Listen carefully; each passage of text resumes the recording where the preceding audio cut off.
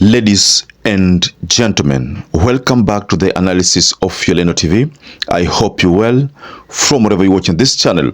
Richard Onyonka delivered a very shocking message to William Ruto in the presence of one of his advisors, and I'm talking about Moses Kuria. Last five months, Ayub, since Shah came, we've sent 19 billion shillings. Please let me to facilities. Let me finish. They are all removed. Let me finish. But we how? Wait. To counties, Thank you. Sending to facilities and to actual patients. Thank you. We are doing much better than what the constitution expected of. Thank you, Moses Kuria. That is a fantastic answer. The question is, you didn't give how much money is in the health in the budget. It's 146 billion. So if you gave 19 billion, you are joking. Now, we all remember the story from the Auditor General Nancy Gathungu. The Auditor General released some very, very shocking statements regarding his audit, regarding her audit. And when she conducted her audit, she realized that the SHA system is not localized.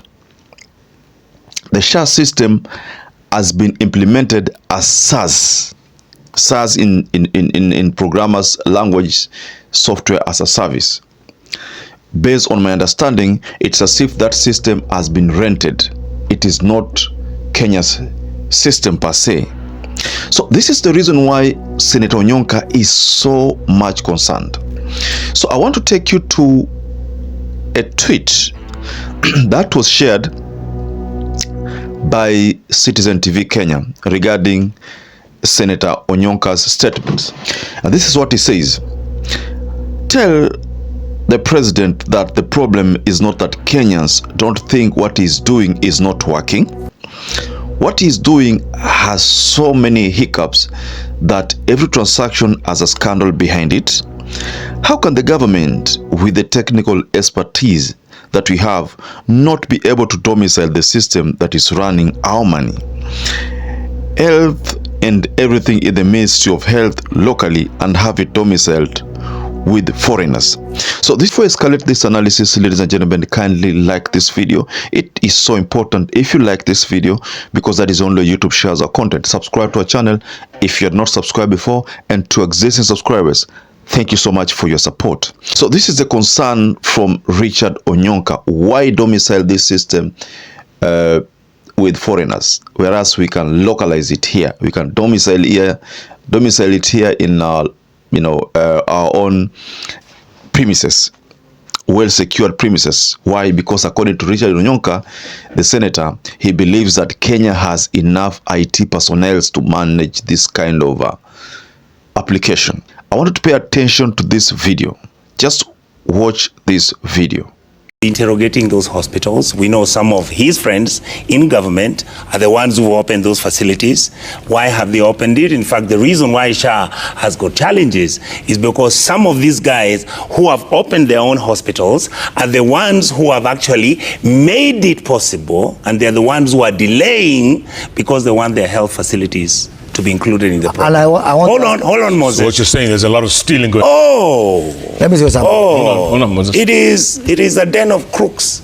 There is no bigger den of crooks than what was happening in NHIF. And they were in that government. And I want to say something. He was in that government. True. Yes. True. They were in that government. And there's a reason why SHA is here. SHA is not there in jest. So when we raise this, we say we respect that the president wants to change the system. But what we are complaining about, why are you doing it? Now, in this video, ladies and gentlemen, you realize that Senator Onyonka has decided to simply react to the statement that was unveiled by the Auditor General during the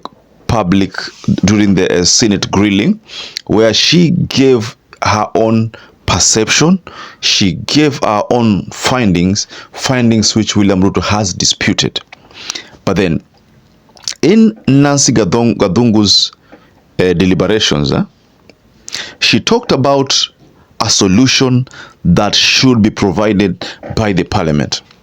But here, ladies and gentlemen, I don't think personally that the parliament can solve this problem, because I remember 2023 early 2024 there, the parliament passed a bill that allowed the government to dispose any asset, to do any procurement without the parliament involvement. Of course, procurement laws were not followed based on the Auditor General, and of course, based on control of budgets, Margaret Nyakango. Also, these collections from people's premiums, she cannot trace them. Why? Because these transactions are stored elsewhere. You can't really do an audit trail on them. The only people can actually do this, I think, is the providers of the system, or Trace and Track Solutions, a company that has been mentioned during the grilling. So based on Moses Kuria, Moses Kuria's reaction is a bit shocking, but this is what he said. For the last 5 months since Shah came, we have sent 19 billion to facilities. They are all devolved. We are doing much better than what the Constitution expected us to do. Thank you, Moses Kuria. That is a fantastic answer. The question is, you didn't give how much money is in the health in the budget. It's 146 billion. So if you gave 19 billion, you are joking. Proceed. And for health workers? Proceed. No, I would be happy. Even when you remove the health workers' money, it's 100 and something billion. So in very few words, what Senator is telling Moses Kuria and Kama, they gave enough for the ministry, but the ministry is not doing enough to pay up, these SHA bills, NHIF bills. So that is where the problem is, ladies and gentlemen. So just go below in the comment section and offer a reaction regarding this this encounter between Moses Kuria and Richard Onyonka. All this were happening at during the presence of Jeff Koy.